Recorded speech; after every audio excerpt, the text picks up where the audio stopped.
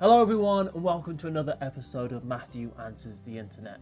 I've got 4 big questions from culling your collection to curses, and with your help, hopefully I've got some answers as well.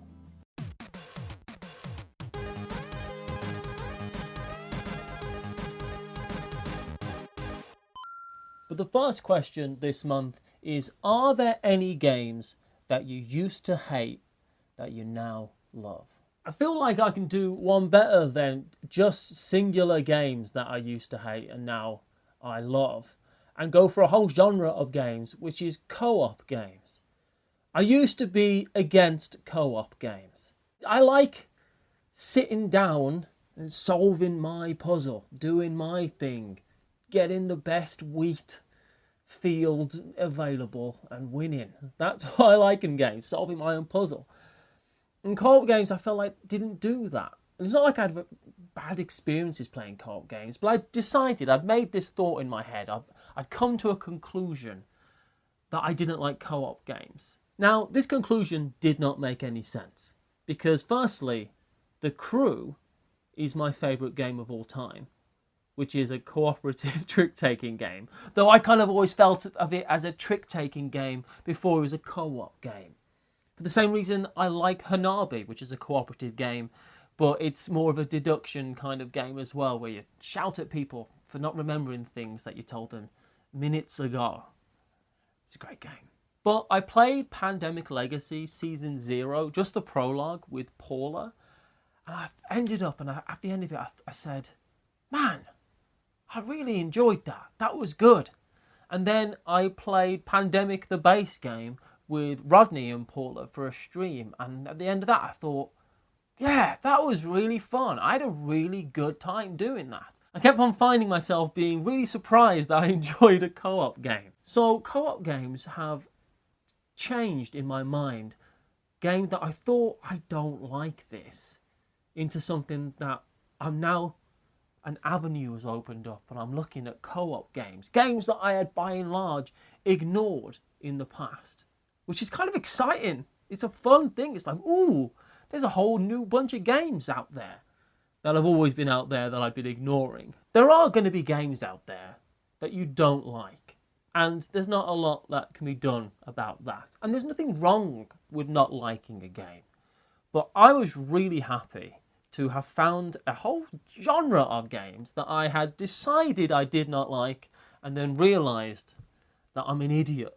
And I do like them, I'm just stubborn. So are there any games out there or genres that changed your mind? What was the game that made you finally realise? Let me know in the comments below, because I'm sure there's going to be a big list of fantastic games.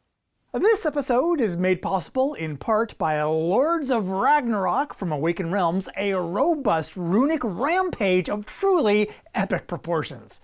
Building on the concepts that were introduced in their previous area control epic, Lords of Hellas, Lords of Ragnarok introduces a unique world inspired by Nordic mythology with a sci-fi twist which redefines the very ideas and mechanisms used back in Hellas. Players will still erect great monuments, hunt monsters, and fight legendary battles, but they'll also dispatch runes to promote their troops, take control of trolls and monsters, and gain unique perks from mythical realms. Players are encouraged to develop their own asymmetric strategy because every game can employ a different approach, with a unique hero and origin providing a variety of special powers which, when combined with collected runes and combat cards, will unlock the potential for powerful combos. That was a combo. Follow the link in this video's description to Lords of Ragnarok's GameFound page, which is running right now through November 10th, 2021.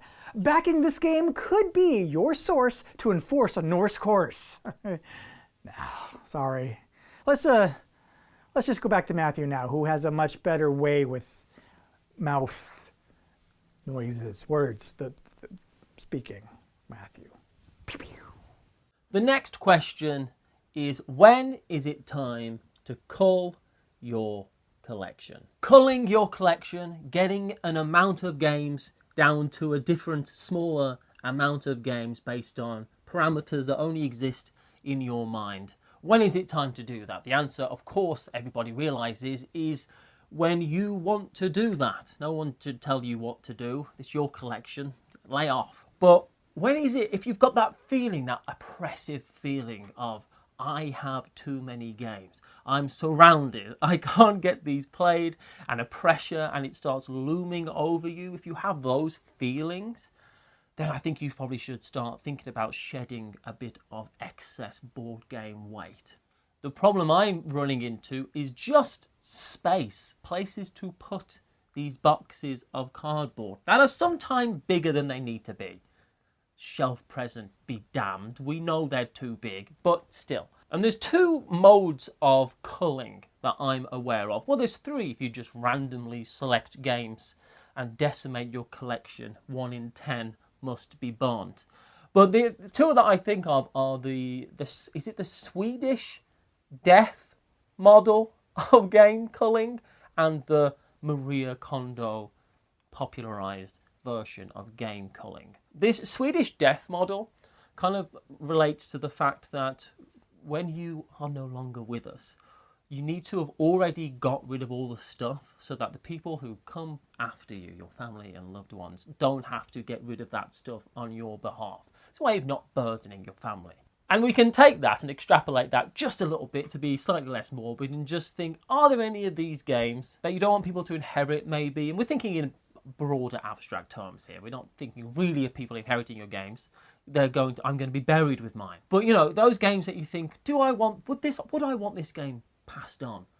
And if you pick up a game and think, no, not really, this is fine, then maybe it's time to cull that game. And the Maria Kondo version of culling your game collection is picking up a game, looking at it, and thinking, does this spark joy? Yes, because it's Tigris and Euphrates. Yeah.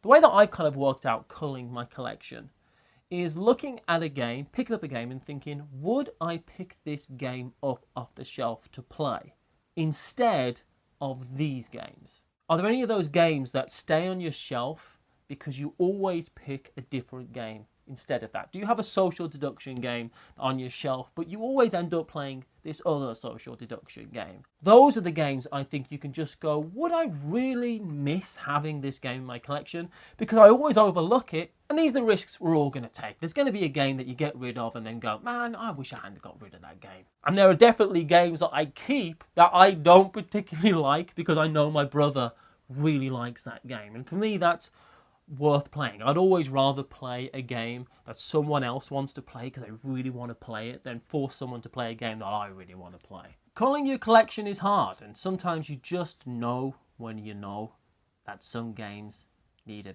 get gone. What are your tips to get rid of a few games, some excess gaming weight? Let me know in the comments below. And the next question, and I love this when I saw this, is you've been cursed by the game gods. You can only play 3 games, expansions included, for the rest of your life. What do you pick? And they'd also said that we can't choose CCGs, collectible card games, and we can't pick role-playing games. I'm also going to say everybody gets a pack of playing cards, all right? Gaming gods, let's be reasonable. It's a big decision. Firstly, why is this gaming god doing this? What have I done to deserve it? Why? And this answer to this question might help you work out which games you need to cull as well, I suppose. I'm going to go with The Crew, Mission Deep Sea. Firstly, it's a trick-taking game that's infinitely variable, even in very small ways, because certain things change. Mission to mission, it will change. I think The Crew will be a fantastic game because you play off each other, you can play with different size groups. That's going to be something, I suppose. I'm only allowed to play a few games. I've got 4 people around. We can't play Yinch.